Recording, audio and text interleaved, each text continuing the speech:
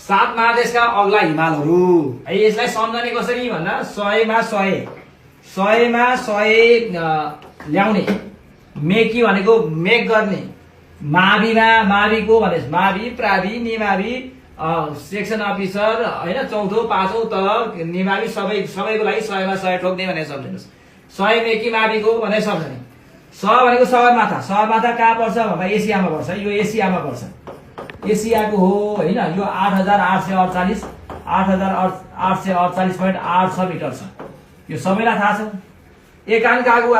एकान्कागुआ दक्षिण अमेरिकाको हिमाल हो। हेर्नुस् है, 7 महादेशमा 7 वटा महादेशका अग्ला हिमालहरू हुन् यिनीहरू है। सगरमाथा एसियाको सबभन्दा अग्लो, एकान्कागुआ दक्षिण अमेरिकाको सबैभन्दा अग्लो हिमाल हो। दक्षिण अमेरिकाको सबैभन्दा अग्लो हिमाल हो। यसलाई सम्झँदाखेरि 6 9 6 2 9 छ कि 2 भनेर सम्झिने। 6 9 6 2 भनेर सम्झिने। मेकिनले भनेको अब यसलाई हामी माउन्ट मेकिनले भन्छौँ, डेनाली पनि भन्छौँ, माउन्ट डेनाली पनि भन्छौँ, एउटै नाम हो मेकिनले। यो उत्तर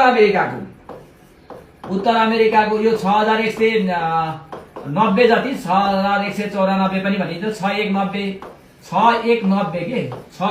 के 619 भनेर सम्झिनुहोस्।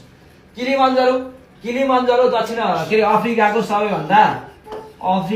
सबैभन्दा अग्लो हिमाल हो। अब यसको चाहिँ 5 को बिचमा 8 9 भनेर भन्ने गरेको छु मैले। ल सम्झिने, 5 को बिचमा 8 9 भनेको 5895।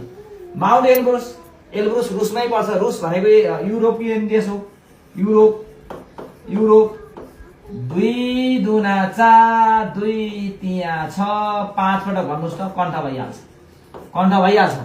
माउन्ट एल्ब्रुस 5602 के 642 मिटर अग्लो छ भनेर सम्झिने। भिन्सन ग्यासिन चाहिँ अन्टार्कटिकामा पर्छ हैन। अन्टार्कटिकामा अब 4 दुना 8 हुँदैन, 9 हुन्छ भनेर सम्झिनु। 4892 4 दुना 8 हुन्छ, 9 हुँदैन भनेर सम्झिनुहोस् है त। 4892 मिटर जति छ।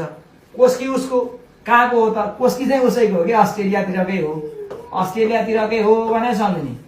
अस्ट्रेलियातिरकै हो। 2 दुना 4 दुना 8 2 दुना 4 दुना 8 हुन्छ भनेर सम्झिने। 2 दुना 4 दुना 8 हुन्छ, मिटर त छ भनेर सम्झिने।